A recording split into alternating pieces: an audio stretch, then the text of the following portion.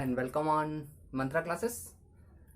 आप सभी टीचर्स का बहुत बहुत स्वागत है हमारे यूट्यूब चैनल मंत्रा क्लासेस पर।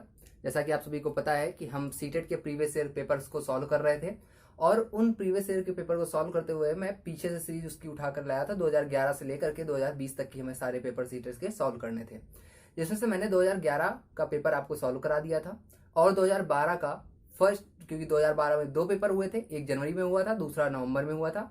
तो जो जनवरी का 2012 का पेपर था वो मैंने आपको लास्ट वाली वीडियो में सॉल्व करा दिया था। आज हम बात करने वाले हैं अपने नवंबर 2012 के पेपर की। ठीक है, आप सभी को पता है कि आज के सेशन में हमारे 30 क्वेश्चन होंगे। उन 30 क्वेश्चनों में 15 क्वेश्चन होंगे जो कि हमारे पेडोलॉजी पे होंगी और दूसरे जो 15 क्वेश्चन होंगे, नेक्स्ट जो 15 क्वेश्चन होते हैं वो हमारे क्वांटिटी एप्टीट्यूड से होते हैं। ठीक है, तो हम दोनों पार्ट यहाँ पर सॉल्व करते हैं। मतलब आज के सेशन में हमें टोटल 30 क्वेश्चन को सॉल्व करना है। ठीक है, आप लोगों को एक प्रॉब्लम थी अभी तक, जो लाइट्स को लेकर आप लोगों को प्रॉब्लम हो रही थी, वो आपकी दूर कर दी गई है। अब आपको कोई भी प्रॉब्लम नहीं होने वाली है।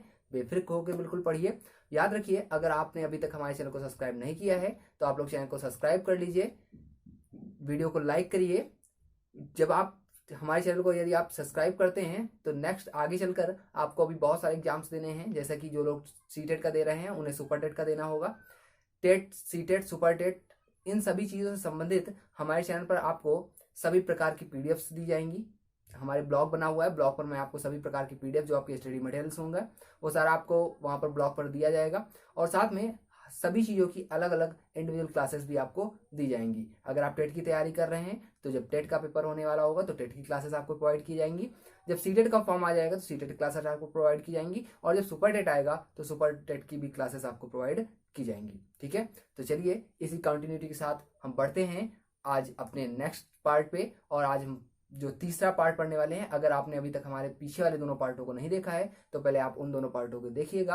उसके बाद ये आज हम बात करने वाले हैं नवंबर 2012 के पेपर की। ठीक है, तो आइए शुरुआत करते हैं। आपको एक साइड में क्वेश्चन भी दिखेगा और मैं एक तरफ आपको क्वेश्चन सॉल्व करके दिखाता रहूंगा पीछे वाले वीडियो की तरह। ओके, चलिए स्टार्ट करते हैं। हम अपने पहले क्वेश्चन से बात करते हैं। अपने पहले क्वेश्चन की लिखा हुआ है, त्योहार के समय कक्षा 5 में प्रतिशत प्रकरण के समय सेल पर कक्षाई चर्चा शुरू की गई।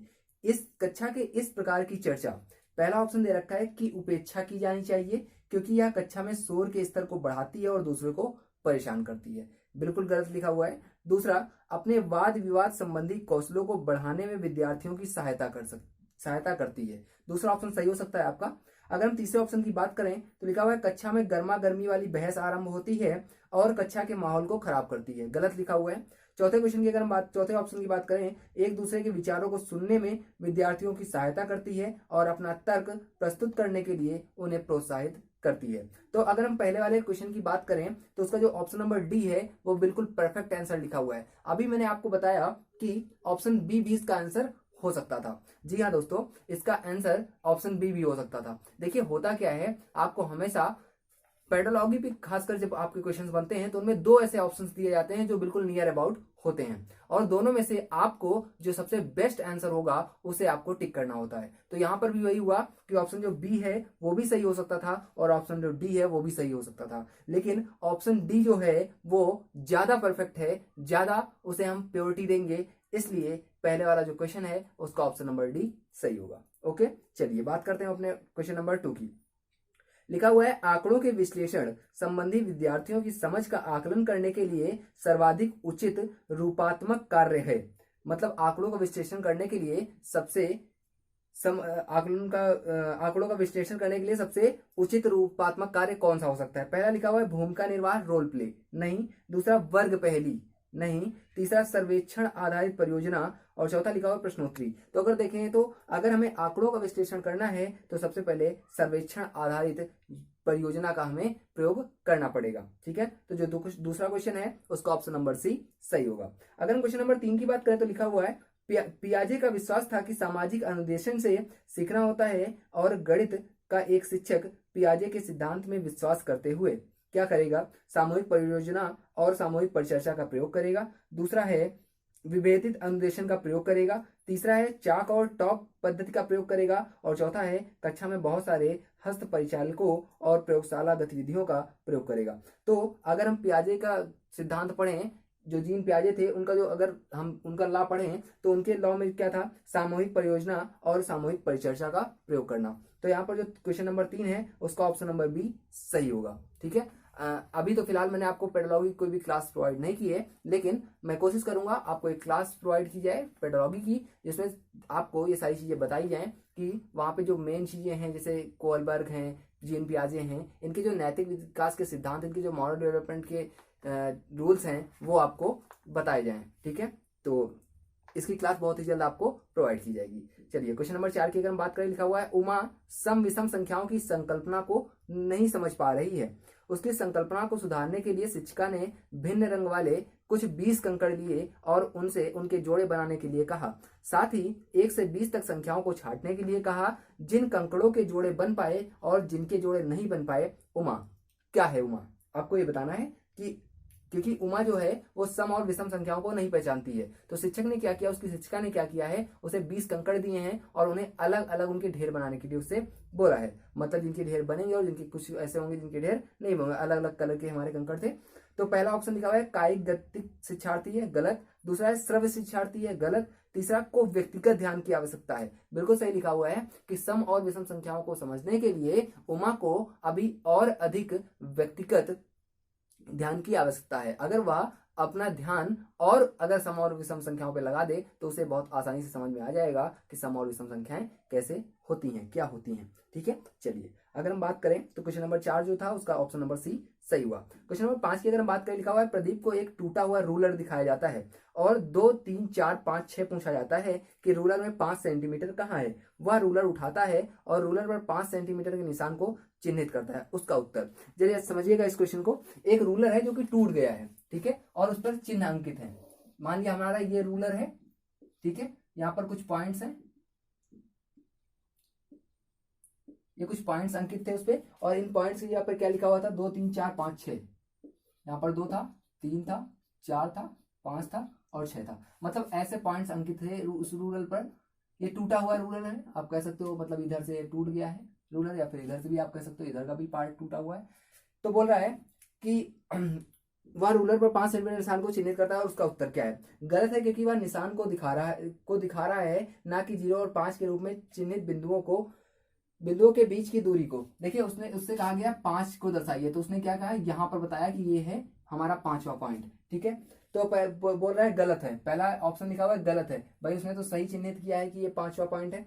दूसरा ऑप्शन की अगर हम बात करें तो लिखा हुआ है गलत है क्योंकि रूलर टूटा हुआ है। देखिए रूलर टूटे होने से कोई मतलब नहीं है, हमारा तो मतलब पॉइंट्स है कि वो 5वें पॉइंट पर को ही दर्शा रहा है या नहीं दर्शा रहा है। तो वो 5वें पॉइंट को दर्शा रहा है, मतलब सही बता रहा है, जबकि यहाँ पर लिखा हुआ है गलत बता रहा है। तो ऑप्शन बी भी गलत रहा। तीसरे ऑप्शन की बात करें, लिखा हुआ है यह बता रहा है कि उसकी संकल्पना त्रुटिपूर्ण है कि 5 सेंटीमीटर एक बिंदु के रूप में है ना कि लंबाई के रूप में। ये भी गलत है। बोला उसकी संकल्पना जो है वो त्रुटिपूर्ण है, उसकी संकल्पना त्रुटिपूर्ण नहीं है, जबकि जो रूलर है वो ऑलरेडी टूटा हुआ है, तो उसकी संकल्पना से इससे कोई मतलब नहीं। उसने बिल्कुल अपना आंसर सही दिया, तो ऑप्शन सी जो है वो भी गलत है। चौथे ऑप्शन की अगर हम बात करें, लिखा हुआ है सही है क्योंकि उसने रूलर पर 5 सेंटीमीटर निशान को सही चिन्हित किया है। बिल्कुल सही लिखा हुआ है कि ये सही है कि उसने रूलर को 5 सेंटीमीटर के निशान को उसने चिन्हित किया है कि ये 5 सेंटीमीटर का निशान है। ठीक है, चलिए अगर आपको 5वां क्वेश्चन समझ में आया, 5वें क्वेश्चन का ऑप्शन नंबर डी सही समझ में आया, तो हम बात करेंगे अपने क्वेश्चन नंबर 6 की। अगर हम क्वेश्चन नंबर 6 की बात करें तो लिखा हुआ है उच्च क्रमीय चिंतन कौशल हॉस्ट पर आधारित प्रश्न मांग करते हैं। हॉस्ट आपको ये भी पढ़ाया जाएगा क्लास में। हॉस्ट किस चीज की मांग करते हैं ये आपको बताना है। एल्गोरिथम की ज्ञान की, गलत। संकेतों और चित्रों की ज्ञान की, गलत। कुछ सीमा तक संज्ञानात्मक प्रयास और ज्ञान की। तो तीसरा ऑप्शन सही लिखा हुआ है, कुछ सीमा तक संज्ञानात्मक प्रयास और ज्ञान की वो मांग करते हैं। तो जो छठा क्वेश्चन है उसका ऑप्शन नंबर सी सही होगा। अगर हम यहाँ पर क्वेश्चन नंबर 7 की बात करें, लिखा हुआ है कक्षा 3 का बच्चा 482 को 482 पढ़ता है लेकिन 482 लिखता है। मतलब कहना चाहिए कि वो पढ़ता सही है लेकिन लिख गलत देता है। वो 482 को 40082 लिखता है। ठीक है, तो अब आपसे क्या पूछा जा रहा है, यह शिक्षक के लिए किस ओर संकेत करता है, मतलब शिक्षक को क्या उसे समझाना है। तो पहला ऑप्शन लिखा हुआ है बच्चा ध्यान से सुनता है लेकिन स्थानीय मान की समझ स्थापित नहीं कर पाया है। बिल्कुल सही है कि बच्चा सुनता तो ध्यान से है, क्योंकि 482 उससे कहा गया तो उसने सुना तो सही कि 482 ही लिखना है, मतलब उसने सुना बिल्कुल सही है, लेकिन लिखते समय उसने क्या कर दिया है 40082 लिख दिया है, जबकि उसे लिखना क्या चाहिए था, उसे लिखना चाहिए 482। भाई 482 यही तो लिखा हुआ है। तो अगर हम देखें तो इन दोनों डिफरेंसेस क्या होते हैं कि उसे स्थानीय मान की समझ नहीं है। अगर उसे स्थानीय मान की समझ होती तो वो सही आंसर करता, अगर उसे स्थानीय मान की समझ नहीं है इसीलिए उसने आंसर को इस प्रकार से लिख रखा है। ठीक है, तो पहला ऑप्शन आपका 7 नंबर क्वेश्चन का सही हुआ। अगर हम क्वेश्चन नंबर 8 की बात करें तो लिखा हुआ है शैलजा विभिन्न तरीकों से संख्या व्यक्त कर सकती है। उदाहरण के लिए 4 बराबर 2 प्लस 2, मतलब 4 अगर शैलजा को व्यक्त करना है तो वो लिख सकती है 2 प्लस 2। ठीक है, और क्या लिखा हुआ है, लिखा हुआ है 4 बराबर, मतलब वो 4 को एक अन्य प्रकार से भी लिखती है, एक 1 प्लस 3। तो दोनों सही लिखे हुए हैं भाई, दो में 2 जुड़ेगा तब भी 4 हो जाएगा, 1 में 3 जुड़ेगा तब भी 4 हो जाएगा। ठीक है, अब बोल रहा है वह संख्या की किस विकासात्मक अवस्था पर है। पहला है विभाजनात्मक, कोई नहीं, विभाजन नहीं हो रहा है यहाँ पर। दूसरा गुणनखंडी, गुणनखंड भी नहीं हो रहा है। संक्रिय अवस्था, बिल्कुल सही लिखा हुआ है कि वह संक्रिय अवस्था, उसकी जो विकासात्मक अवस्था है वो संक्रिय अवस्था है, क्योंकि वो संक्रियाओं के ज्ञान को समझ पा रही है। जैसे कि 4 को लिखना है तो 2 प्लस 2 भी 4 लिख सकते हैं, 4 को हम 1 प्लस 3 भी 4 लिख सकते हैं, अर्थात उसे संक्रियाओं का ज्ञान है, इसीलिए वो 4 को इन 2 अलग अलग प्रकारों से दर्शा रही है। ठीक है, अगर हम क्वेश्चन नंबर 9 की बात करें तो क्वेश्चन नंबर 9 देखिए जरा, लिखा हुआ है आकृति में, आपको आकृति दिख रही होगी, लिखा हुआ है आकृति में प्रत्येक वर्ग की भुजा 1 सेंटीमीटर है, छायांकित भाग का क्षेत्रफल वर्ग सेंटीमीटर में कितना होगा। ये क्वेश्चन थोड़ा सा आप देखेंगे टफ होगा, ज्यादा टफ नहीं है, बस थोड़ा सा आपको समझदारी यहाँ पर दिखानी पड़ेगी। यहाँ पर क्या दे रखा है, एक फिगर बना हुआ है, आपको फिगर दिख रहा होगा ऑलरेडी। बोल रहा है कि जो एक भुजा है वो 1 सेंटीमीटर की, तो अगर हम देखें तो यहाँ पर जो फिगर बना हुआ है वो 5x5 का बना हुआ है, मतलब कि अगर हम बॉक्सों की संख्या की बात करें तो 5 लंबाई में बॉक्स हैं और 5 ही इसके चौड़ाई में भी बॉक्स हैं। ठीक है, अगर हम यहाँ पर बात करें इसकी कुल बॉक्सों की, तो 5 लंबाई में 5 चौड़ाई में, मतलब कुल बॉक्सों की अगर हम संख्या की बात करें तो कितनी आ जाएगी, वो आ जाएगी 25। अब क्या दिखा रहा है, बोल रहा है अगर हम यहाँ पर एक तरफ की भुजा की बात करें तो आप देख रहे हो कि आपका जो ब्लॉक बना हुआ है, मैं यहाँ पर बना के भी आपको दिखा देता हूँ ब्लॉक, ऐसा कुछ ब्लॉक बना हुआ है।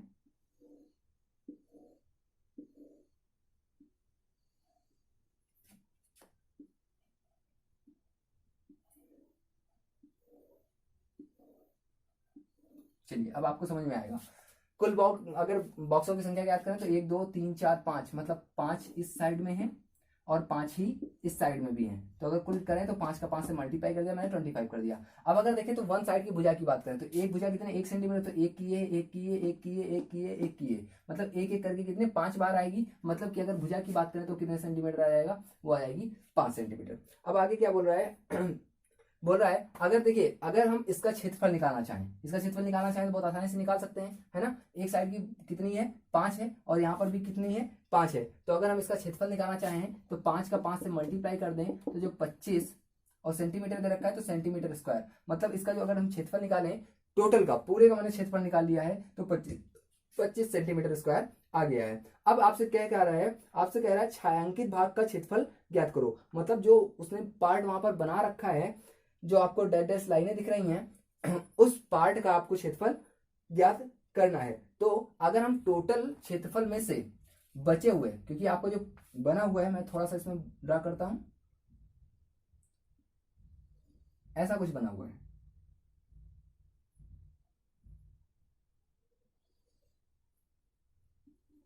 ऐसा कुछ बना हुआ है यहां पर,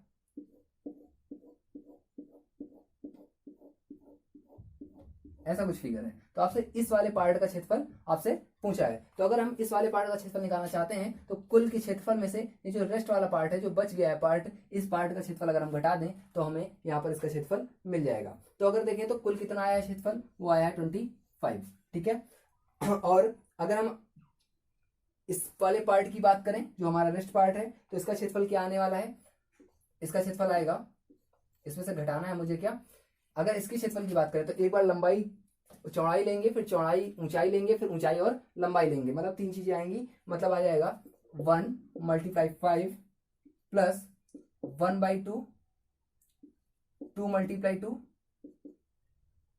प्लस 1/2 2 × 2, नीचे कर देते हैं इसका सोल्यूशन यहां से, प्लस 1/2 × 2 × 2 प्लस 1/2 एंड 4 × 3। हमने क्या किया है यहाँ पर, एक बार लंबाई चौड़ाई को लिया है, एक बार चौड़ाई ऊंचाई को लिया है, और तीसरी बार हमने ऊंचाई और लंबाई को लिया है। ये हमारा जो शेष पार्ट है उसका क्षेत्रफल यहाँ से निकल आएगा। तो अगर हम यहाँ से निकालना चाहें तो क्या निकलेगा, 25 माइनस 5 का 1 से मल्टीप्लाई करेंगे तो कितना आ जाएगा, 5 आ जाएगा, प्लस यहाँ से 2 से 2 कट जाएगा, यहाँ पर बचेगा क्या, सिर्फ 2 बचेगा। यहाँ पर अगर देखें 2 से 2 कट जाएगा, बचेगा क्या, 2 बचेगा। यहाँ से अगर देखें 2 दूना 4, 3 का 2 से मल्टीप्लाई तो 6 बचेगा। ठीक है, तो यहाँ पर अगर हम देखें तो 25 माइनस कितना आएगा, 6 2 8, 8 2 10, 10 5 15, 25 में से 15 घटा दो तो 10 सेंटीमीटर ये जो छायांकित भाग होगा इसका क्षेत्रफल निकल के आ जाएगा। ठीक है, इसी प्रकार से इस क्वेश्चन को लगाया जा सकता था। थोड़ा सा लेंथी प्रोसेस था, तो कोई दिक्कत नहीं थी, बस आपको इतना कॉन्सेप्ट में समझना था कि टोटल के क्षेत्रफल में से अगर हम रेस्ट वाला क्षेत्रफल घटा दें, जो पार्ट छूट गया है उसका अगर क्षेत्रफल निकाल के घटा दें तो हमें इस छायांकित भाग का क्षेत्रफल मिल जाएगा। वही मैंने किया और आया कितना आंसर, 10 सेंटीमीटर आया। अब अगर हम ऑप्शन की बात करें तो ऑप्शन नंबर बी पर दे रखा है 10 सेंटीमीटर, तो 9 नंबर जो क्वेश्चन था उसका ऑप्शन नंबर बी सही होगा। ठीक है, अब अगर हम बात करें क्वेश्चन नंबर नेक्स्ट की, मतलब क्वेश्चन नंबर 10 की, तो क्या लिखा हुआ है, एक आयताकार बॉक्स की आंतरिक लंबाई चौड़ाई और ऊंचाई 10 सेंटीमीटर 8 सेंटीमीटर और 6 सेंटीमीटर है। 6240 सेंटीमीटर घनों को पैक करने में कितने बॉक्सों की आवश्यकता पड़ेगी। तो अगर देखें तो एक बॉक्स की अगर हम यहाँ पर लेंथ निकाल लें तो हमें पता चल जाएगा कि कितने बॉक्सों की आवश्यकता पड़ने वाली है। ठीक है, अगर हम देखें तो इसकी जो लंबाई है वो 10 है, चौड़ाई कितनी है, अगर हम चौड़ाई की बात करें तो वो 8 है, अगर हम ऊंचाई की बात करें तो 6 है। मतलब अगर हम सबका मल्टीप्लाई करते हैं तो ये पता चल जाएगा एक बॉक्स कितनी जगह घेरने वाला है। तो 10 8 80, 80 के जब करेंगे ऐसे कर ले सकते हैं, 8 से 6 से करेंगे 48, 48 से 10 से करेंगे तो 480। मतलब एक बॉक्स हमारा कितना जगह घेरने वाला है, 480 सेंटीमीटर घेरने वाला है। आपसे क्या पूछ रहा है, आपसे पूछा है 6240, तो 6240 सेंटीमीटर आपको जगह घेरवानी है और एक का है 480। अगर हम 0 0 काट दें तो कोई दिक्कत नहीं है। अगर हम इसे और ज्यादा सॉल्व करें, 48 से इसे काटें तो 13 टाइम्स में कट जाएगा। तो जो हमारा क्वेश्चन नंबर 10 था उसका ऑप्शन नंबर ए 13 सही होगा। ठीक है, हम बात करेंगे इसी तरह से क्वेश्चन नंबर अपने 11 की। क्वेश्चन नंबर 11 में लिखा हुआ है 2/3 में कितने 1/6 हैं। लिखा हुआ है 2/3 में कितने 1/6 हैं। यहाँ पर जरा समझेंगे इस क्वेश्चन को। सीटेट का पेपर इतना कुछ टफ नहीं आता है जितना अदर्स पेपर हमारे होते हैं। हाँ, क्या लिखा हुआ था, 2/3 में कितने 1/6 हैं, मतलब 2/3 को भाग करना था किससे, 1/6 से। ठीक है, तो अगर हम यहाँ पर देखें तो क्या आ जाएगा, यहाँ पर आ जाएगा 2/3 होल बाई 1/6। ठीक है, अगर हम यहाँ पर देखें तो ये लिखा हुआ है A/B होल बाई C/D। तो यहाँ पर D पलट के कहाँ जाता है, सबसे ऊपर जाता है, मतलब A के पास जाता है, और B पलट के कहाँ जाता है, C के पास जाता है। तो यहाँ पर अगर हम ऐसे कुछ करें तो यहाँ पर क्या आ जाएगा, यहाँ पर आ जाएगा 2 × 6 बटे 3 × 1। 3 से 6 कट जाएगा 2 बार में, 2 दूना कितना 4। मतलब अगर हमारा जो क्वेश्चन वो पूछ रहा था 2/3 में कितने 1/6 हैं, तो 4 1/6 हैं, जो कि ऑप्शन नंबर बी पर लिखा हुआ था। तो क्वेश्चन नंबर जो 11 था उसका ऑप्शन नंबर बी सही है। अब अगर हम बात करें क्वेश्चन नंबर 12 की, तो लिखा हुआ है निम्न में से कौन सा कथन सही नहीं है। बोल रहा है एक और आधा दर्जन बराबर 18। तो आपको पता है एक दर्जन में 12 होते हैं और आधा दर्जन में 6 होते हैं। 12 और 6 मिलकर 18 होता है, मतलब पहला वाला ऑप्शन आपका सही लिखा हुआ है।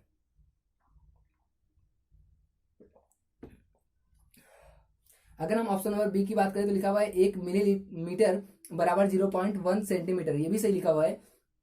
तीसरे अगर हम ऑप्शन की बात करें, लिखा हुआ है 3 लीटर 30 मिलीलीटर बराबर 330 मिलीलीटर, ये गलत लिखा हुआ है। लिखा हुआ है 3 लीटर और 30 मिलीलीटर बराबर 330 मिलीलीटर। आपको पता होना चाहिए कि जो 1 लीटर है वो बराबर 1000 ml के होता है, मतलब मिलीलीटर के होता है। तो यहाँ पर अगर 1 लीटर 1000 ml के होता है तो 3 लीटर 3000 ml का हो जाएगा। ठीक है, और प्लस यहाँ पर 30 ml और दे रखा है, तो अगर अब हम जोड़ दें इन दोनों को तो 3030 ml होना चाहिए, जबकि यहाँ पर 330 लिखा हुआ है, जबकि सही आंसर जो होगा वो 3030 ml होगा। मतलब जो ऑप्शन नंबर सी है आपका वो गलत लिखा हुआ है। ठीक है। अगर हम बात करें क्वेश्चन नंबर अपने 13 की, तो बोल रहा है किसी दिन 6:14 सुबह की बात कर रहा है AM, मतलब आपसे पूछ रहा है, टाइम पूछ रहा है किन्हीं भी दो समयों के बीच का। एक दे रखा है 6:14 AM का, और दूसरा टाइम आपको दे रखा है 8:02 PM का। ठीक है, सबसे पहले AM और PM की हम बात करेंगे। इनके फुल फॉर्म हमें नहीं पता होते हैं। AM का मतलब होता है एंटी मेरिडियन, ठीक है, AM का मतलब होता है एंटी मेरिडियन, और PM का मतलब होता है पोस्ट मेरिडियन। ठीक है, तो अब हमें टाइम निकालना है, तो टाइम निकालना बहुत ही सरल है। देखिए एक चीज समझिए, AM का मतलब क्या होता है, मॉर्निंग की बात अगर हम करें तो मॉर्निंग में 12 बजे, मतलब रात के 12 बजे से लेकर के और दोपहर के 12 बजे तक की हमारा AM चलता है, और फिर दोपहर के 12 बजे से लेकर के रात के 12 बजे तक की हमारा PM चलता है। तो यहाँ पर 6 AM हो रहा है और यहाँ पर 8:02 PM हो रहा है। तो 6:14 AM से अगर हम काउंट करें तो 6:14 PM तक कितने घंटे हो जाएंगे, 12 घंटे हो जाएंगे। ठीक है भाई, 6:14 AM है तो 6:14 PM पे जाएंगे तो 12 घंटे एग्जैक्ट हो जाएंगे। क्योंकि हमें PM पे जाना था इसलिए पहले हम PM पे आ गए। अब 6:14 से अगर हम 7:14 तक जाएं तो 1 घंटा और हमें लग जाएगा। ठीक है, अब अगर हम देखें तो 7:14, अभी अगर 8 बजने में हम बात करें तो कितने मिनट बात की हैं भाई, टोटल 60 मिनट होते हैं एक घंटे में। एक घंटे में 14 मिनट गुजर चुके हैं, जिन 60 मिनट में से 14 मिनट निकल गए हैं, तो 60 मिनट से आप 14 मिनट घटा दो तो बचेगा कितना, 46 मिनट बचेगा। 46 मिनट वो बचेगा, और हमें जाना कहाँ तक की है, 8:02 तक की, मतलब 2 मिनट और एक्स्ट्रा जाना है। तो 46 मिनट वो, 2 मिनट और, मतलब कुल कितने मिनट हो जाएंगे, 48 मिनट हो जाएंगे। तो अगर हम बोल रहा है कुल टाइम बताओ, तो 12 घंटे ये था, 1 घंटे ये था, मतलब कितने घंटे हो गए, 13 घंटे, और मिनट कितने थे, 48 मिनट। मतलब अगर हम कुल टाइम की दोनों समय के बीच की बात करें तो वो 13 घंटे और 48 मिनट रहा होगा। अगर हम ऑप्शन की इसी में बात करें तो 13 घंटे 48 मिनट ऑप्शन नंबर बी पर लिखा था, तो 13 नंबर क्वेश्चन का ऑप्शन नंबर बी समझ में सॉरी सही है। अगर हम बात करें नेक्स्ट क्वेश्चन की 14 नंबर की, तो लिखा हुआ है 1012 लिखा हुआ है 121012 इज डिवाइडेड बाई कितना, 12।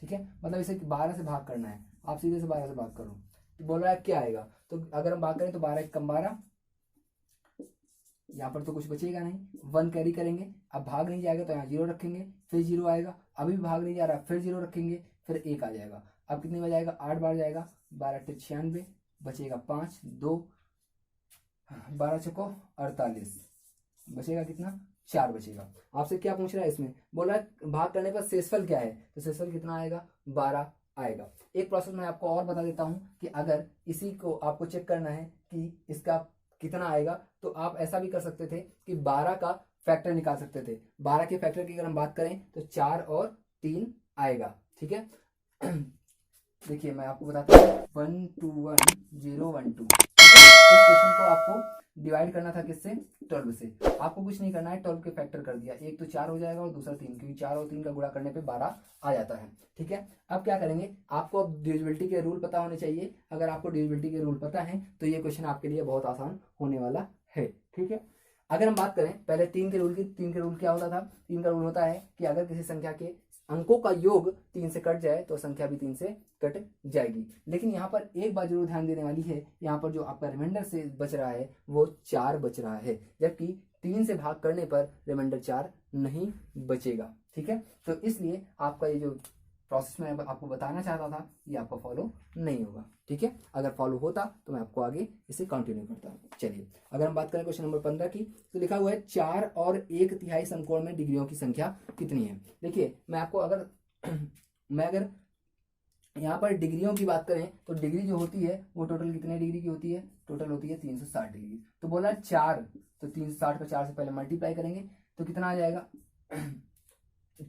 अगर हम सॉरी बोल रहा था 4 और 1/3 समकोण की बात कर रहा था, तो यहाँ पर एक 90 डिग्री का एंगल रहा होगा, क्योंकि समकोण का मतलब होता है राइट एंगल ट्रायंगल, मतलब 90 डिग्री का। तो बोला 4, तो 90 का 4 से मल्टीप्लाई कर दिया, मतलब 360 डिग्री हो गया। और क्या बोल रहा है, आगे बोल रहा है 1/3 और चाहिए भी, तो 90 डिग्री का ही 1/3 में डिग्री और चाहिए। तो अगर हम डिवाइड कर दे इसे तो यहाँ पर आएगा कितने, 30 डिग्री। अब बोल रहा है कि क्या डिग्रियों की संख्या कितनी है, तो 360 ये है, 30 ये है, कुल कितना हो जाएगा, 390 डिग्री हो जाएगा। ठीक है, तो जो क्वेश्चन नंबर 15 है उसका ऑप्शन नंबर डी सही हुआ। उम्मीद कर रहा हूँ अभी मैंने 15 क्वेश्चन सॉल्व किए हैं अपने फर्स्ट सेशन में, अभी एक सेशन और स्टार्ट हो इसी में कंटिन्यू है। तो उम्मीद कर रहा हूँ आपको जो आप समझ रहे हैं, जो मैं आपको सिखा रहा हूँ, जो मैं आपको समझा रहा हूँ, वो आप बेहतर तरीके से समझ पा रहे होंगे। क्योंकि इतना तो आप सभी को भी पता है कि आप सभी भी टीचर्स हैं, आप सभी को भी बच्चों को पढ़ाना है, आप सभी को भी एक्सपीरियंस होगा, बहुत सारे एक्सपीरियंस भी लोग होंगे जो ऑलरेडी कहीं ना कहीं पढ़ा रहे होंगे। ठीक है, अगर आप नहीं भी पढ़ा रहे हैं तो कोई दिक्कत वाली बात नहीं है, आपको थोड़ा सा चीज़ें सीखनी होंगी। क्योंकि जब बच्चा जिसको आप पढ़ाना चाहते हैं वो बहुत ही अभी छोटा है, उसको आपको बहुत ही चीज़ें सिखानी होंगी और बहुत सारी चीज़ें उसको आप वातावरण से संबंधित बता सकते हैं। ठीक है, तो बस इसी के साथ हम कंटिन्यू करेंगे अपने सेकेंड पार्ट को।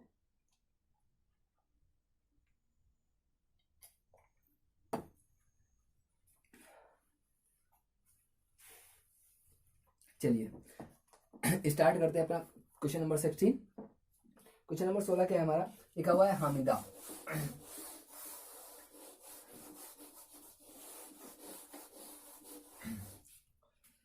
लिखा हुआ है हामिदा अपने विद्यार्थियों की गणितीय योग्यताओं को संवर्धित करने के लिए उन्हें सदा संख्या प्रतिरूपों का अवलोकन करने और परिकल्पना बनाने देती है। वह बोर्ड पर निम्नलिखित समस्याएं लिखती है और विद्यार्थियों से कहती है कि इसका उत्तर लिखें। और उसकी कुछ संकल्पनाएं हैं हामिदा की जो उसने लिखा है। 21 आपको दिख रही होंगी, 21 divide by 7, 2.1 divide by 0.7, 0.21 divide by 0.07 and 0.021 divide by 0.0007। तो देखिए यहाँ पर कुछ नहीं किया जा रहा है, जितने अंक दशमलव खिसकाए जा रहे हैं वो दोनों तरफ ही चल रहे हैं। मतलब कि अगर हम बात करें लेफ्ट हैंड साइड पे तो एक अंक पहले दशमलव गया, 2.21 को 2.1 किया गया, उसी तरह 7 को 0.7 कर दिया गया। नेक्स्ट की अगर स्टेप की बात करें तो 0.21 कर दिया गया एंड 0.07 कर दिया गया। मतलब दोनों तरफ बराबर दशमलव बढ़ रहे हैं। ठीक है, अगर हम बात करें आगे तो बोल रहा है वह प्रश्नों के सेट के माध्यम से यह चाहती है कि विद्यार्थी यह अवलोकन कर सके। मतलब वह विद्यार्थी को क्या सिखाना चाहती है वो आपको बताना है।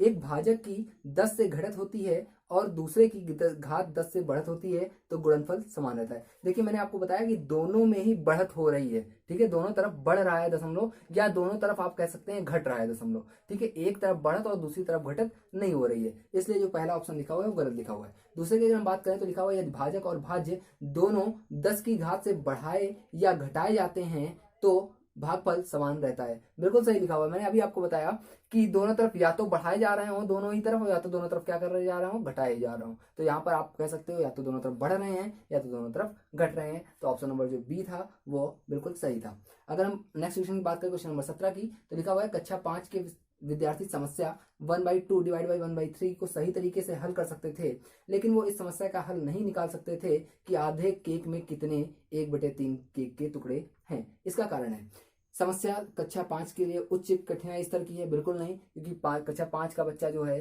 वो उसके लिए समस्या यहाँ पर जो दे रखी है 1/2 डिवाइड बाई 1/3 ये कठिनाई स्तर की नहीं है। अगर हम दूसरे ऑप्शन की बात करें, लिखा हुआ है भिन्नों पर संक्रियाएं बिना संदर्भीकरण और भाषा की सहायता से पढ़ाई गई। बिल्कुल सही है।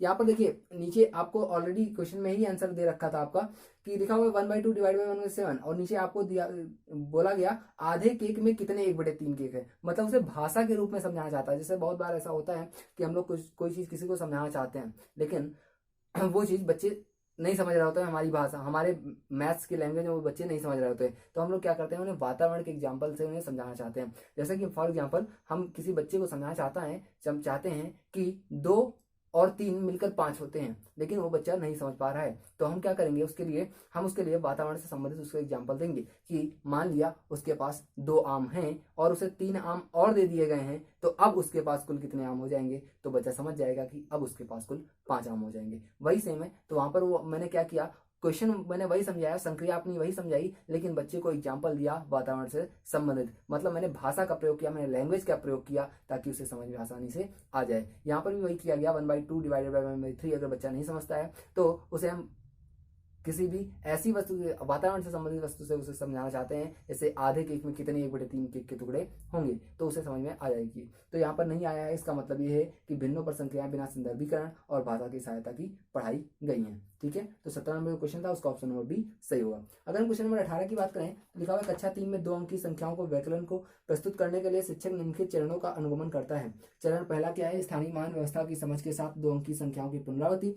दूसरा चरण क्या है, यहाँ प्रदर्शित करने के लिए कि छोटी संख्या को बड़ी संख्या से घटाया जा सकता है, टैली चिन्हों का प्रयोग करना। तीसरा चरण है स्थानीय मान को प्रत्येक कॉलम के अंतर्गत संख्याओं के व्यकुलन का अनुप्रयोग करना। देखिए यहाँ पर ऑप्शन दे रखे हैं आपको, और आपको सीक्वेंस में लगाना था, आपको एक सीरियल में लगाना है। कैसे होगा? तो देखिए सबसे पहले क्या होगा, सबसे पहले हम व्यवस्था करेंगे, फिर क्या करेंगे, देखिए सबसे पहले ऑप्शन की अगर हम बात करें संक्रिया, सबसे पहले हम संक्रिया करना स्टार्ट नहीं करेंगे। दूसरे में लिखा हुआ है परिकलन प्रक्रिया, ये भी सबसे पहले नहीं करेंगे। सबसे पहले तो भाई हम व्यवस्था करेंगे। किसी भी काम को अगर हमें करना है सबसे पहले हम क्या करते हैं, व्यवस्था ही तो करते हैं। तो सबसे पहले व्यवस्था करने वाले हैं, जो कि ऑप्शन नंबर सी और ऑप्शन नंबर डी दोनों पर लिखा है, मतलब सी और डी दोनों इसके आंसर अभी फिलहाल हो सकते हैं। फिर व्यवस्था करने के बाद हम क्या करेंगे, उसकी संकल्पना करेंगे, उसको देखेंगे। ठीक है, तो व्यवस्था के बाद हमें संकल्पना करना है, उसके बाद परिकल्पना करना है उस पर। तो अगर हम ऑप्शन नंबर अब सी की बात करें तो वहां पर दे रखा है व्यवस्था, संकल्पना, परिकलन प्रक्रिया और संक्रिया। ठीक है, सबसे लास्ट में संक्रिया करेंगे। किसी भी क्वेश्चन को सॉल्व करने के लिए मान लिया क्वेश्चन लिखा हुआ है, सबसे पहले हम क्या करते हैं, उसे पढ़ते हैं, उसे समझते हैं, फिर उसके बाद उसे हम सोचते हैं कि ये कैसे लगने वाला है, किस फॉर्मूले की मदद से जल्दी से लग सकता है, किससे हमें कम टाइम लगेगा, किससे बच्चे की समझ में ज़्यादा आएगा, और सबसे लास्ट में उसे करके दिखाते हैं। मतलब सबसे लास्ट में क्वेश्चन के सबसे अंत में हम उन्हें प्रक्रियाएं करके, संक्रियाएं करके बताते हैं कि उन्हें ये समझ में आ रहा होगा। क्योंकि मैंने जो बैकग्राउंड है वो पहले से ही उसका तैयार कर सकता है। इसीलिए आप लोगों को लेसन प्लान बनवाए जाते हैं कि किसी भी चीज़ को आप कैसे बच्चों को पढ़ाएंगे। तो उसके लिए लेसन प्लान इसीलिए बनवाए जाते हैं कि पहले आप छोटी चीज़ से स्टार्ट करेंगे और फिर धीरे धीरे करके आप ऊपर जा करके और सबसे लास्ट में बच्चे को संक्रिया करके दिखाएंगे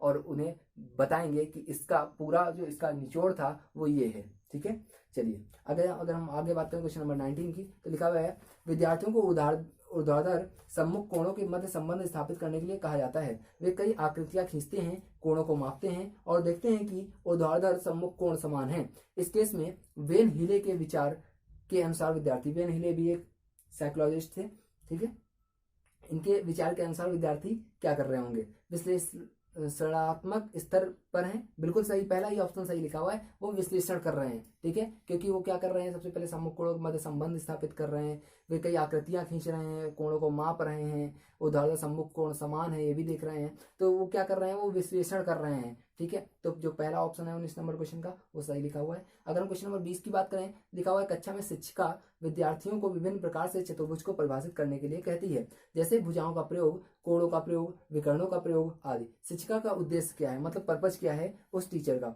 तो अगर हम ऑप्शन नंबर ए की बात करें तो लिखा हुआ है विभिन्न परिप्रेक्ष्यों को चतुर्भुज को समझाने में विद्यार्थियों की सहायता करना। पहला ही सही लिखा हुआ है कि वो चतुर्भुज को समझाने में विद्यार्थियों को सहायता कर रही है कि कैसे उन्हें जल्दी समझ में आ जाएगा। अगर हम क्वेश्चन नंबर 21 की बात करें तो लिखा हुआ है कक्षा 4 में बिंदु और रेखा पर ज्यामितीय पाठ के लिए आकलन निर्देश होंगे।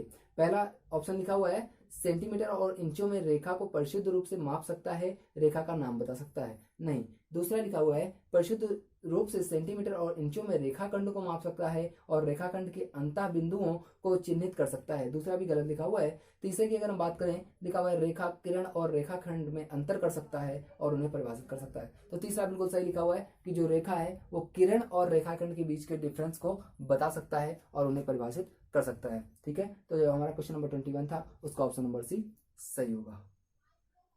ओके, नेक्स्ट क्वेश्चन की अगर बात करें क्वेश्चन नंबर 22 की, लिखा हुआ है कि किन दो संख्याओं को गुणा करने पर 24 गुणनफल प्राप्त होगा, या प्रश्न, मतलब कोई भी दो संख्याएं हैं उनका जो मल्टीप्लीकेशन है वो 24 आना चाहिए, 24 आना चाहिए। तो बोल रहा है यह है बद्ध अंत वाला प्रश्न है, क्योंकि इसके निश्चित संख्या में उत्तर है, नहीं इसके निश्चित संख्या में उत्तर नहीं है, क्योंकि कोई भी हम दो ऐसी संख्या ले सकते हैं जिनका गुणनफल 24 आ रहा होगा। जैसे 6 और 4 हो गया आपका, 1 और 24 भी ले सकते हैं, 2 और 12 भी ले सकते हैं। इस प्रकार की कई सारी संख्याएं आने वाली हैं। तो पहला ऑप्शन गलत लिखा हुआ है। बच्चे को सामान्य समस्या समाधान रणनीतियों को सुझाता है ताकि वह उत्तर सही दे सके, दूसरा गलत लिखा हुआ है। तीसरे की हम बात करें, अधिसंज्ञानात्मक रूप से चिंतन करने में बच्चे की सहायता करता है, तीसरा भी गलत लिखा हुआ है। चौथा मुक्त अंत वाला प्रश्न है, क्योंकि इसके एक से अधिक उत्तर हैं। बिल्कुल सही लिखा हुआ है कि यह जो प्रश्न है कि किन्हीं भी दो संख्याओं को मल्टीप्लाई करने पर 24 लाना है, यह एक मुक्त अंत वाला प्रश्न है। मुक्त अंत वाले प्रश्न होते क्या हैं, ऐसे प्रश्न जिनके एक से अधिक उत्तर हों, या फिर जिनके आप कह सकते हो अनंत उत्तर प्राप्त हों, आपको एक से अधिक उत्तर आपको प्राप्त हों, वो सारे क्या होते हैं, मुक्त अंत वाले प्रश्न होते हैं। तो यहाँ पर जो ऑप्शन नंबर डी है वो बिल्कुल सही लिखा हुआ है। अगर हम क्वेश्चन नंबर 23 की बात करें तो लिखा हुआ है 10 मीटर लंबाई वाले एक वर्गाकार कमरे के फर्श को वर्गाकार टाइलों से पूर्णतः ढकना है। यदि प्रत्येक टाइल की लंबाई 50 सेंटीमीटर हो तो आवश्यक टाइलों की न्यूनतम संख्या क्या है। देखिए एक जगह 10 मीटर दे रखा है, दूसरी जगह 50 सेंटीमीटर दे रखा है। तो पहले हम क्या करेंगे, दोनों को सेंटीमीटर में ही चेंज कर लेंगे या दोनों को मीटर में ही चेंज कर लेंगे। अब अगर हम फर्श का क्षेत्रफल ज्ञात करें तो देखिए अगर मान लिया हमारी ये फर्श है, क्योंकि वर्गाकार फर्श है, वर्गाकार फर्श है और इसकी लेंथ आपको दे रखी है 10, तो अगर ये 10 है तो ये भी क्या होगी, ये भी 10 होगी। तो अगर हम क्षेत्रफल की बात करें तो कितना आ जाएगा, वो आ जाएगा 100 मीटर स्क्वायर। ठीक है भाई, 10 का 10 से मल्टीप्लाई किया 100 मीटर स्क्वायर, मतलब जो हमारी फर्श है उसका जो क्षेत्रफल है वो 100 मीटर स्क्वायर है। ये बात तो आप सभी को पता होगा कि अगर कभी टाइलें लगवाई जाती हैं तो वो क्षेत्रफल के अकॉर्डिंग लगवाई जाती हैं। ठीक है, अगर हम आगे की बात करें तो एक टाइल की आपको लंबाई दे रखी है कितने सेंटीमीटर, 50 सेंटीमीटर। एक 50 सेंटीमीटर दे रखी है, अगर इसे हम मीटर में कन्वर्ट करते तो 1 मीटर में 100 सेंटीमीटर होते हैं, तो 50 0.5 मीटर हो जाएगा। बोल रहा है कितनी टाइलें कितनी टाइलें लगेंगी, तो आप पहले इसका भी क्षेत्रफल निकालेंगे। तो अगर इसका हम क्षेत्रफल निकालें तो कितना आएगा, 0.25 मीटर स्क्वायर। अब क्या कह रहा है, सॉरी मीटर आएगा यहाँ पर, क्षेत्रफल मीटर स्क्वायर ही होगा। टाइलों की संख्या पूछ रहा है, तो अब क्या है, दोनों मीटर में आ गए हैं, आप डिवाइड कर लीजिए। तो 100 को आपको डिवाइड करना है 0.25 से। अगर आंसर में दशमलव लगाएगा यहाँ पर 2 जीरो और बढ़ेंगे, 25 से काटेंगे 25 को 100, तो आंसर हो जाएगा 400 टाइलें लगने वाली हैं, जो कि आपके ऑप्शन नंबर बी पर दे रखा है। तो 30 नंबर क्वेश्चन का ऑप्शन नंबर बी सही होगा। अगर हम क्वेश्चन नंबर 24 की बात करें तो लिखा हुआ है एक संतरे का मूल्य 2.5 रुपए है, 3.5 दर्जन संतरों का मूल्य कितना होगा। आपको एक संतरे का मूल्य दे रखा है 2.5 रुपए। अब अगर हम बात करें 3.5 दर्जन की, तो 3.5 दर्जन का मतलब पहले सबसे पहले ये समझिए कितने संतरे होंगे। एक दर्जन में 12 संतरे होते हैं, तो 3 दर्जन में 36 संतरे होंगे, और 6 संतरे और, क्योंकि 3.5 बोल रहा है, 6 संतरे और आएंगे, तो 36 और 6 मिलकर 42 संतरे आ जाएंगे। अब एक संतरे का मूल्य आपको दे रखा है कितने रुपए, 2.50, और आपको निकालने कितने का है, 42 का है। अगर इसे मल्टीप्लाई करें तो 42 गुना 84 और 21 और, मतलब कि कितना, 105 रुपया। मतलब कि अगर हमसे पूछ रहा है 3.5 दर्जनों का मूल्य क्या होगा, तो आप 105 रुपये आंसर लगा सकते हैं, जो कि ऑप्शन नंबर ए पर लिखा हुआ है। अगर हम क्वेश्चन नंबर 25 की बात करें तो लिखा हुआ है एक चॉकलेट के 12 बराबर भाग हैं। मंजू ने इसका 1/4 भाग अंजू को, इसका 1/3 भाग सुजाता को और 1/6 भाग फिजा को दे दिया। मंजू के पास अब चॉकलेट बचे भाग हैं। देखिए इस क्वेश्चन को मैं आपको लगाने का तरीका बताता हूँ, कैसे बहुत सारे बच्चे इसे लगाते हैं और कैसे आप इसे सरल तरीके से इस क्वेश्चन को आप कर सकते हैं। क्या बोल रही है, बोल रहा है मंजू के पास 12 बराबर भाग की चॉकलेट है। मंजू के पास 12 चॉकलेट है। ठीक है, अब करती क्या है वो वो क्या करती है, इसे बांट देती है। 1/4 भाग किसको, अंजू को, ठीक है, और किसको, 1/3 भाग सुजाता को। 1/4 अंजू को दे दिया, 1/3 दे दिया सुजाता को, और क्या किया, 1/6 भाग फिजा को, 1/6 भाग फिजा को। तो बहुत सारे बच्चे क्या करते हैं, इसे जोड़ते हैं पहले। अगर हम इसे जोड़ें तो एलसीएम लेना पड़ेगा हमें। अगर 4, 3 और 6 का एलसीएम लेंगे तो कितना आ जाएगा, 12 आ जाएगा। अगर देखें तो 4 3 12, 3 का 1 से करेंगे तो 3, प्लस 3 को 12 से करेंगे 4, 4 का 1 से करेंगे तो 4, प्लस 6 को 12 से करेंगे 2, 2 का 1 से करेंगे तो 2। ठीक है, अगर जोड़े तो 4 3 7, 7 और 2 मिलकर 9, मतलब 9/12 आ जाएगा। अगर यहाँ पर हम इसे डिवाइड कर दें तो कितना आ जाएगा, यहाँ पर फिर बचेगा कितना, 3 3 9 और 3 6 12, मतलब 3/4। अब इस 3 मतलब उसने 3/4 पार्ट क्या किया है, बच्चों में बांट दिया है। तो अब पूछ रहा है उसके बाद बचा कितना, तो क्या करेंगे, एक में से 3/4 घटा देंगे। अगर हम घटाएं तो यहाँ पर भी एलसीएम लेना पड़ेगा, तो 4 इसका एलसीएम आ जाएगा। तो यहाँ पर 4 में से 3 जाएगा तो बचेगा कितना, 1/4, मतलब 1/4 उसके पास पार्ट शेष है। और था कितना, 12 था, तो 12 का 1/4 शेष होगा। यहाँ पर अगर हम इसे काटें तो आंसर हमारा कितना हो जाएगा, 3 हो जाएगा। लेकिन आप देख रहे हो इस प्रोसेस को करने में हमें काफी सारा वक्त लगा, और बहुत सारे बच्चे इसी प्रोसेस का प्रयोग भी करते हैं। जिन्हें कुछ नहीं पता होता वो ऐसे ही प्रोसेस का प्रयोग करते रहते हैं। ठीक है, आइए मैं आपको बताता हूँ इसी क्वेश्चन को आप कितनी आसानी से, कितनी आसान तरीके से बिल्कुल एक लाइन में आप इसे लगा सकते थे। चलिए देखिए जरा इसी क्वेश्चन को, कुछ नहीं करना है आपको, जैसे जैसे वो बोल रहा है वैसे वैसे करते जाइए। उसके पास थी कितनी, 12 थी। बोल रहा है 1/4 दे दिया, तो 12 का अगर हमें 1/4 निकालें तो कितना आएगा, 3 आएगा, तो उसने 3 दे दिया, कोई बात नहीं। फिर बोल रहा है 1/3 दे दिया, तो 12 का 1/3 निकालेंगे कितना आएगा, 4 आएगा, तो उसने 4 और दे दिया। फिर क्या किया उसने, 1/6 दे दिया, 12 का 1/6 निकालेंगे कितना, 2। ठीक है, तो उसने कितना दिया, पहले वाले को कितना दिया 3, दूसरे वाले को 4, तीसरे वाले को 2। अगर देखा तो कुल कितनी बढ़ गई, 3 4 मिलकर 7, 7 और 2 मिलकर 9, मतलब 12 में से 9 बढ़ गई। तो उसके बाद बची कितनी होंगी, उसके बाद बची होंगी भैया 3। यही पिछली बार भी हमारा आंसर आया था। इस प्रोसेस से अगर आप क्वेश्चन को करते हैं तो बहुत आसान तरीके से बहुत जल्दी आपको पेपर आपका सॉल्व हो जाएगा। बहुत सारे बच्चे को कंप्लेंट्स होती हैं कि मैथ के पार्ट में उन्हें ज़्यादा टाइम लगता है जब वो सॉल्व कर रहे होते हैं, लेकिन ऐसा कुछ नहीं है। अगर आप मैथ्स को अच्छी तरह से, आपने एक्सपीरियंस है आपके पास मैथ्स का, या फिर आप घर पे उसकी प्रैक्टिस कर रहे हैं, तो मैथ्स को सॉल्व करने में आपको बहुत कम टाइम लगेगा। अन्य सब्जेक्ट्स की अपेक्षा और कम टाइम आपको, सबसे कम टाइम आपका मैथ्स में ही लगेगा अगर हम बाकी सभी सब्जेक्ट्स की बात करें तो। बस लेकिन क्या होना चाहिए, आपके पास उनकी प्रैक्टिस होनी चाहिए। ठीक है, चलिए मैं इसी के साथ आगे कंटिन्यू कर रहा हूँ। अगर हम नेक्स्ट क्वेश्चन की बात करें तो लिखा हुआ है 12 और 16 का न्यूनतम सारगुणज और मल्टीप्लाई 10 और 15 का न्यूनतम सारगुणज बराबर है। देखिए न्यूनतम का मतलब क्या होता है, छोटा होता है, और सारगुणज का मतलब होता है लासा। मतलब कह रहा है कि 12 और 16 का लासा और दूसरी तरफ 10 और 15 का लासा, दोनों का मल्टीप्लिकेशन आपसे पूछ रहा है कितना होगा। तो अगर हम 12 और 16 की लासा की बात करें तो 12 और 16 का लासा क्या आ जाएगा, 48 आ जाएगा। ठीक है, और अगर दूसरी तरफ हम 10 और 15 का बात करें तो 10 और 15 का लासा कितना आ जाएगा, 10 और 15 का लासा आ जाएगा 30। अब दोनों का मल्टीप्लाई आपसे पूछ रहा है तो 48 यहाँ कितना होगा, 40 यहाँ 20, 120 और 8 24, मतलब 144, मतलब जो आंसर है वो कितना आ जाएगा, 1440 हो जाएगा, जो कि ऑप्शन नंबर बी पर आपको दे रखा है। क्वेश्चन नंबर 27 की अगर हम बात करें तो लिखा हुआ है संख्या 100 के सभी गुणनखंडों का योगफल है। ये क्वेश्चन मैंने आपको बताया था। अगर आप हमारी मंत्रों वाली बात प्रखर सर के साथ की प्लेलिस्ट देखें तो वहां पर मैंने वीडियो नंबर 4 में आपको यही चीज बताई है कि किसी भी संख्या के कितने गुणनखंड होंगे, उनका योगफल कैसे निकाला जाता है।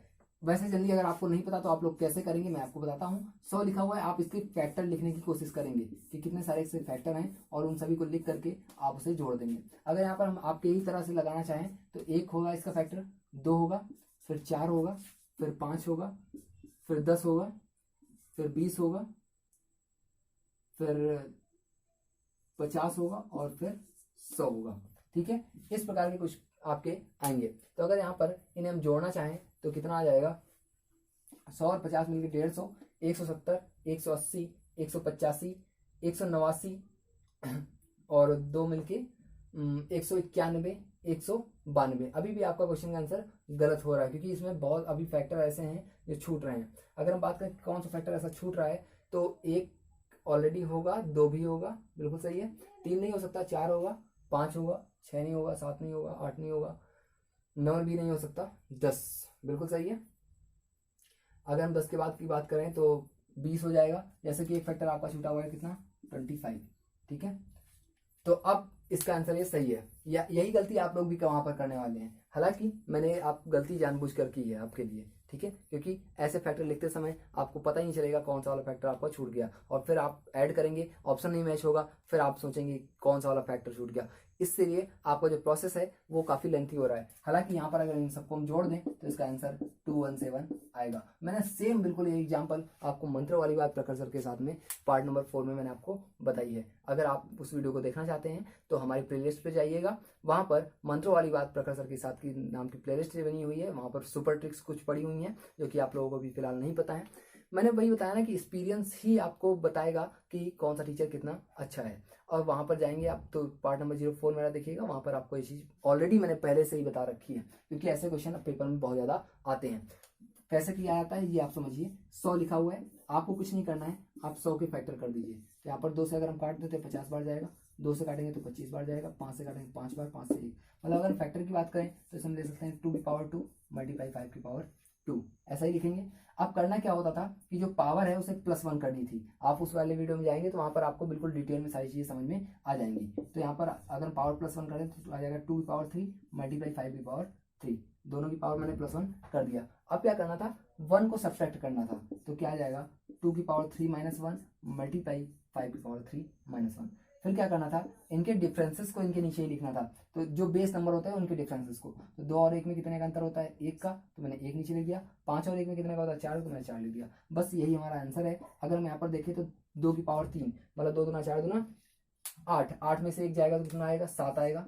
मल्टीप्लाई अगर यहाँ पर देखें तो 5 पचम 25 पंचे 125 में से एक जाएगा 124। 124 को जब हम 4 से भाग कर देंगे तो आ जाएगा 31, और 31 और 7 का मल्टीप्लाई कितना होता है, 217 होता है। ठीक है, इस प्रकार से ये क्वेश्चन लगेगा और बिल्कुल सही आंसर आपको पहली बार में ही दे देगा। तो आप लोग अगर डिटेल में इस चीज़ को पढ़ना चाहते हैं तो आप हमारी प्लेलिस्ट पे जा करके उस वीडियो को आप देख सकते हैं। चलिए हम बात करेंगे नेक्स्ट क्वेश्चन की। नेक्स्ट क्वेश्चन क्या लिखा हुआ है, 2424 में 2 के स्थानीय मानों का योगफल है। क्या लिखा हुआ है, 2424। अगर हम स्थानीय मान की बात करें तो इस वाले 2 का कितना आएगा, 2, और एक अंक आगे है तो 20 आ जाएगा। इस वाले 2 की अगर हम बात करें तो आ जाएगा 2, 3 अंक आगे हैं तो 3 जीरो आ जाएंगे, मतलब 2000 और 20। इन दोनों का क्या पूछ रहा है, योगफल पूछ रहा है, तो क्या आ जाएगा, 2020 आ जाएगा, मतलब 2020 आ जाएगा, जो कि हमारा वर्ष भी चल रहा है। ठीक है, तो जो हमारा क्वेश्चन नंबर 28 है उसका ऑप्शन नंबर सी सही होगा। अगर हम बात करें क्वेश्चन नंबर 29 की, तो लिखा हुआ है 2 वर्गों की परिमाप 12 सेंटीमीटर और 24 सेंटीमीटर है, बड़े वर्ग का क्षेत्रफल छोटे वर्ग का क्षेत्रफल का कितने गुना है। ठीक है, चलिए जरा इस क्वेश्चन को भी हम देखेंगे। उम्मीद कर रहा हूँ आपको ये सब समझ में आ रहे होंगे क्वेश्चन। अगर कोई क्वेश्चन में आपको डाउट होता है तो आपको हमें कमेंट बॉक्स में करके बताएंगे, वो क्वेश्चन आपको फिर से बता दिया जाएगा। ऑलरेडी हमारे चैनल पे आपको हमारा व्हाट्सएप नंबर भी अवेलेबल है, आप हमारे व्हाट्सएप नंबर पे भी हमें बता सकते हैं। ठीक है, क्या बोल रहा है कि 2 वर्गों का परिमाप है। ठीक है, एक 12 सेंटीमीटर तथा 24 सेंटीमीटर, एक का 12 सेंटीमीटर दे रखा है परिमाप और दूसरे का दे रखा है 24 सेंटीमीटर। ठीक है, बोल रहा है बड़े वर्ग का क्षेत्रफल छोटे वर्ग के क्षेत्रफल के कितने गुना है। तो अगर हम देखें तो परिमाप जो होता है वो 4 गुणित भुजा होता है, तो 4 गुणित भुजा होगा ये, तो 4 आप ऐसे कर सकते हैं, 4a बराबर एक बार 12 दे रखा है, यहाँ पर अगर देखें तो 4a बराबर 24 दे रखा है। अगर 4 से हम काट दें तो यहाँ पर a बराबर, मतलब भुजा बराबर कितना आएगा, 3। यहाँ पर अगर हम 4 से काट दें तो a बराबर कितना आ जाएगा, 6 आ जाएगा, मतलब भुजा कितनी आ जाएगी, 6 आ जाएगी। अब क्या कह रहा है, अब अगर हम देखें तो हमारी भुजाएं निकल आई हैं। अब अगर हम बड़े वर्ग का क्षेत्रफल करना चाहें तो कितना आ जाएगा, 6 का स्क्वायर कर दो आप तो 36 आ जाएगा। छोटे का अगर हम क्षेत्रफल करना चाहें 3 का कितना, 9 आ जाएगा। अब बोल रहा है बड़े वर्ग का क्षेत्रफल छोटे वर्ग का कितना गुना है, तो बड़े का पूछ रहा है मतलब 36, और किसका, 9 का, मतलब कितना गुना हो जाएगा, 4 गुना हो जाएगा। क्वेश्चन मैंने कुछ नहीं किया है, परिमाप आपको दे रखा है, एक का 12 दूसरे का 24। परिमाप होता क्या है, 4 गुणित भुजा होता है, मतलब 4a होता है, तो 4a बराबर 12 रख दिया, 4a बराबर 24 रख दिया। दोनों में सेम प्रोसेस ही करते आए हैं। यहाँ से 4 से काट दिया तो a बराबर 3 आ जाएगा, यहाँ 4 से काटा तो a बराबर 6, मतलब यहाँ पर भुजा निकली 3, छोटे वाले की भुजा निकली 3, बड़े वाले की भुजा निकली 6। अब उसके बाद हमने क्या किया, इसके क्षेत्रफल का बोल रहा है कितने गुना है, तो पहले हम इसका क्षेत्रफल निकालेंगे। अगर इसका देखें तो भुजा 3 है, क्षेत्रफल क्या होता है, भुजा स्क्वायर, तो 3 का स्क्वायर कर दिया, 9 आ गया। यहाँ पर अगर देखें तो क्षेत्रफल सॉरी भुजा कितनी है, 6। अगर हम इसका क्षेत्रफल निकालें तो स्क्वायर करना पड़ेगा, तो 6 का स्क्वायर 36। अब बोल रहा है बड़े वाले, छोटा वाला जो है वो बड़े वाले का कितना है, तो बड़ा वाला है कितना, तो 36, छोटा वाला कितना है 9, 36 को 9 से डिवाइड कर दिया तो कितने गुना आ जाएगा, 4 गुना, आपका आंसर सही हो जाएगा। अगर हम क्वेश्चन नंबर 30 की बात करें तो वहां पर लिखा हुआ है 140 मल्टीप्लाई 101, 101 मल्टीप्लाई 140, कोई दिक्कत नहीं है, आगे पीछे लिख दिया है। बोल रहा है में क्या जोड़ा जाए जिससे कि 14414 प्राप्त हो। अगर हम इन दोनों को मल्टीप्लाई करना चाहें तो क्या आ जाएगा, इसको मल्टीप्लाई करने पर आएगा 14140।